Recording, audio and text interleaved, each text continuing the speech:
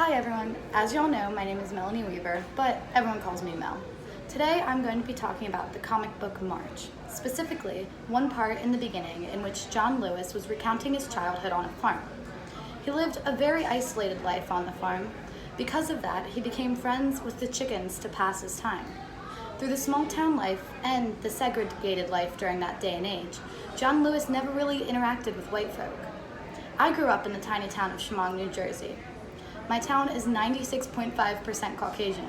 My high school, consisting of 4 different towns, was still 90% Caucasian. Therefore, this change to college is very different for me. Leaving his town, John Lewis experienced a similar culture change and fought for it.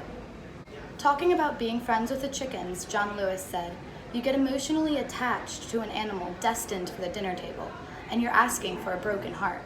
But I couldn't help it. I took this quote as more than just becoming attached to pets, though. To me, this spoke of all romantic relationships, especially interracial ones. Nowadays, society is much more lenient. However, not too long ago, people would physically, mentally, and emotionally abuse people for being with someone of the opposite race.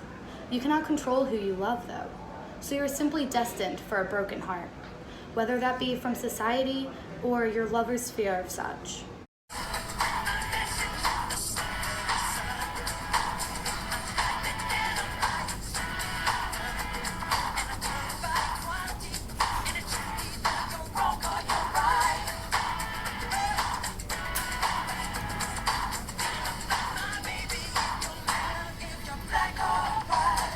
We all know Michael Jackson as an iconic African-American singer and leader. His lyrics here are one and the same.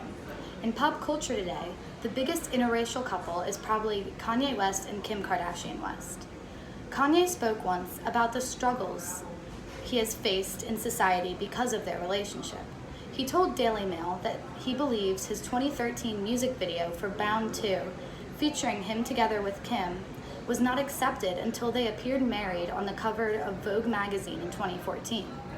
Additionally, he claimed that they only became understood when they got married after 2 years of people not understanding their interracial relationship.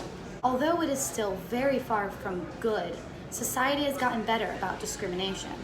Now, I ask you, do you believe there is still racial inequality in America?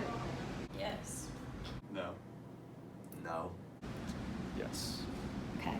Personally, I believe that it is still there in people's minds and in their words and in their actions, but in means of government and laws and such, discrimination is minimal.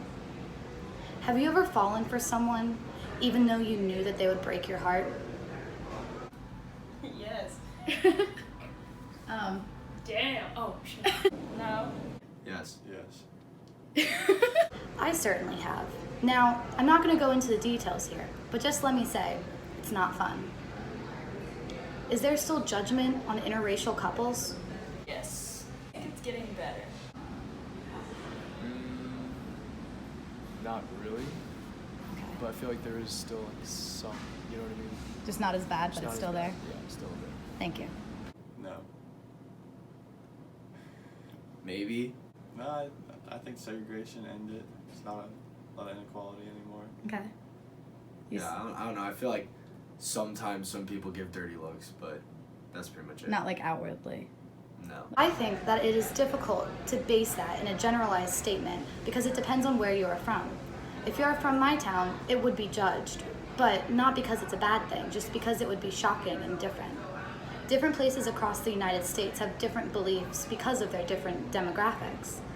As much as I wish I could say no judgment anymore, I can't.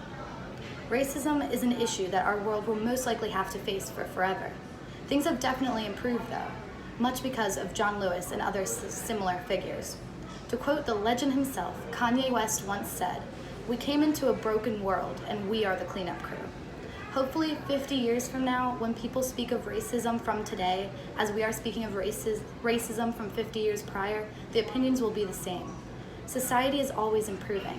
Maybe someday the broken world will be fixed.